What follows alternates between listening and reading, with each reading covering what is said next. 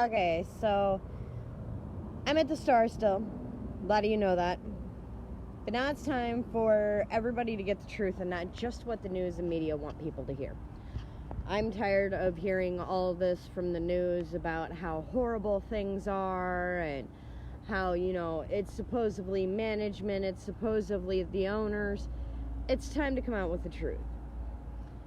I moved here in July of last year, if that tells you anything. July, okay?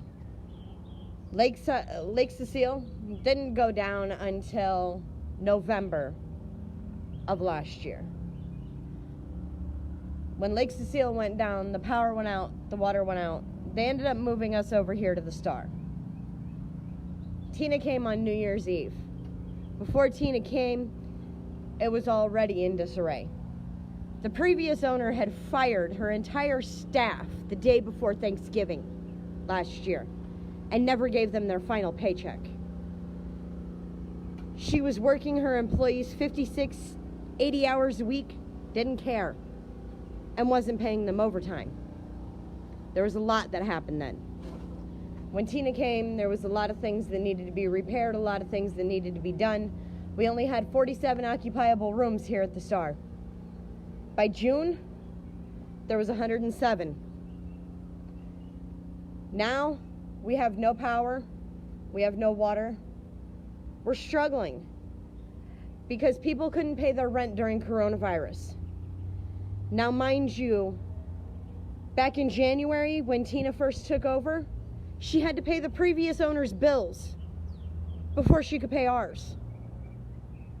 I don't think that's fair. If you rent a house, you don't have to pay the previous tenant's bills. But that's what they made her do. Now we're behind on the power, we're behind on the water, and it's because we had to pay her bills first. Now, when people aren't able to pay during coronavirus, we're not allowed to evict them. We're not allowed to throw them out. We're not allowed to make them homeless. We're not allowed to force them to pay. No. But yet, they can force us to pay power and water when we don't even have an income.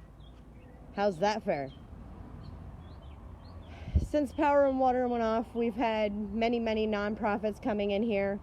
And rather than helping the Star Motel, they've been moving everybody to other hotels.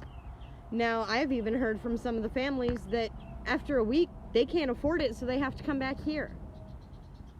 I mean, it's ridiculous. The city's supposed to be on our side, and they're not.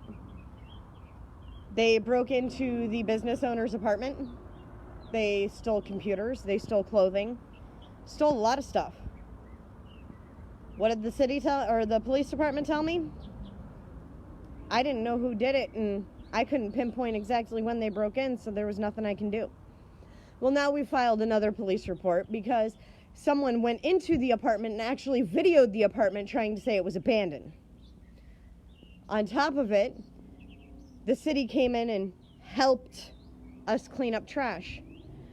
We spent 3 months, $3,000, and close to 300 man-hours putting in a brand new sewer line on our 4th building. When the city came in and removed trash, they knew that sewer line was there, and yet they busted it. You know what the police department told me? It's a civil issue.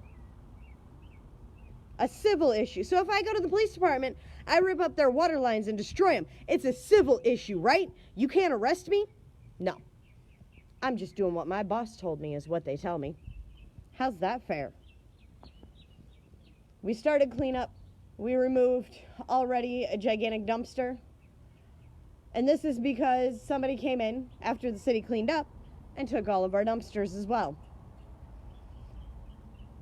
We're dealing with fines. We're dealing with the city trying to fight us on getting loans to reopen. Well, we don't even want to reopen as a hotel. Not anymore. Not anymore. Opening as a hotel is ridiculous because they're just going to continue to do the same things that they're doing. Why don't we give back to the community?